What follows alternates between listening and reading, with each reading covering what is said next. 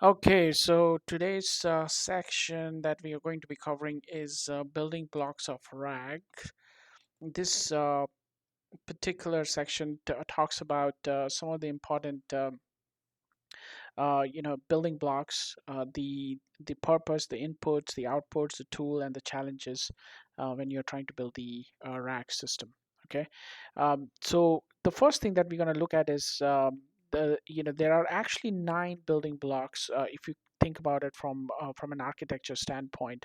This is basically a full component chain before you're studying each block individually.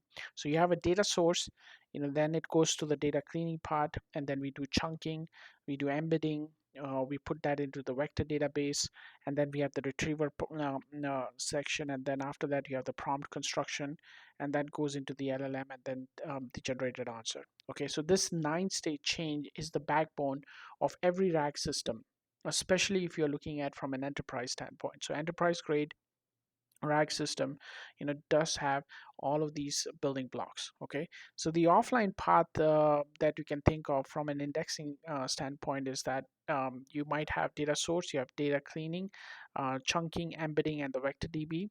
And the online part where you are looking at the query time and section, then there is a retriever portion, there is an prompt construction, and then you have the LLM and the generated answer. Okay, so let's talk about data sources. So data sources is basically to identify and connect every system of record that holds knowledge, the assistant that should be able to answer it from. Okay, so you have the input and then you have the output. So the input that you're looking at in this particular case is probably a PDF, wikis, databases, APIs, tickets, emails, code repos, CRMs.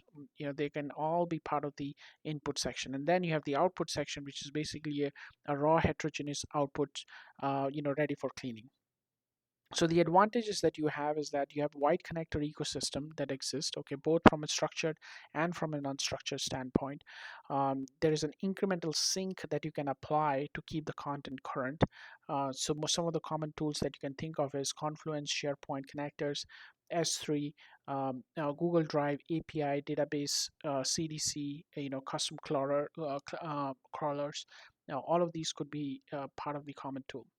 Now, some of the challenges that you can face in this particular stage is that there could be an access control that needs to be provided, okay, in order to preserve that downstream accessibility. There's a lot of different types of formatted documents that you need to deal with, like PDF, HTML docs, code, duplicated, conflicted source of truth.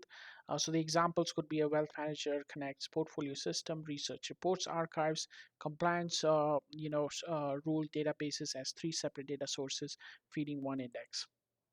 Now, the data cleaning and pre-processing part is nothing but stripping all the noise, normalizing the structure, preserving the meaningful hierarchy. So downstream chunking has a clean material to work with. Okay, some of the inputs that you can think of from a data cleaning and pre-processing standpoint is the raw data such as HTML, PDF docs, scanned images, and then you can normalize that into a plain context, structural text with preserved headings.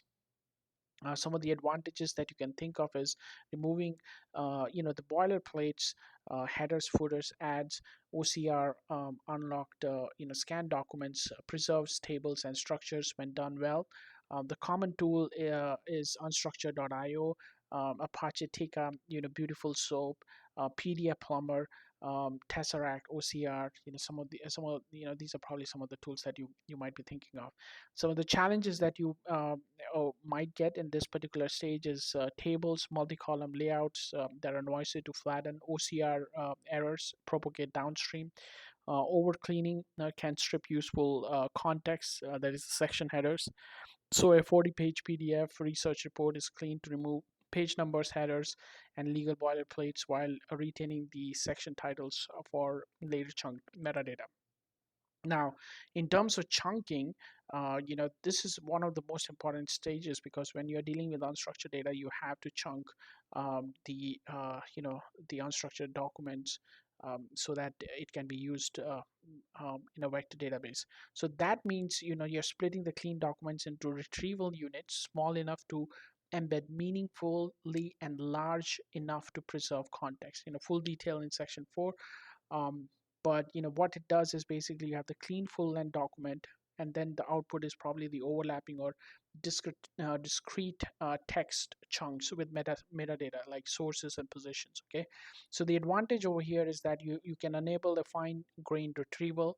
You keeps the chunks within an embedded model token limits. You have the metadata enables filtering and citation. Common tools that you can think of from chunking standpoint is LangChain, Lambda Index, text splitters, sparse SciPy, sentence segmentation, custom regex splitters. Okay, so the challenges that you can face in this particular stage is that you might have a wrong chunk size that can hurt the recall or precision on the modeling side. Then you have the splitting mid-sentence or mid-table break, meanings, overlapping tuning could be could create a problem. Okay, so one of the examples that you can think of is like a 40-page report that becomes almost 120 chunks of 300 and 500 tokens each tagged with a section title and page number. Embeddings convert each text context into a dense numeral vector that captures semantic meaning, enabling a similarity comparison. Full detail in section 5 and 6. But what it does is basically you have the input, which is a text chunks, and then that gets converted into a fixed length dense vectors. Okay, it has to be converted into dense vectors so that it can get, again, meaning to all of these different text chunks that are getting created. Okay, so the advantage is obviously it captures the meaning beyond just the exact keywords, right? So context is important. It enables full approximate nearest neighbor search, language and paraphrase. Robustness is all captured over here.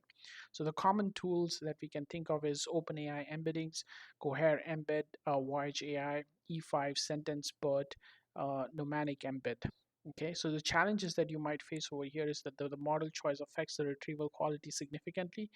You have the domain specific jargons may embed poorly with general models. That you have embeddings is required if a change embedding models takes place. Okay, so the example over here could be the chunking, that the clients may cancel enterprise contract with 30 days written notice, which becomes a 1536 dimension vector position near other cancellation policy next in vector space.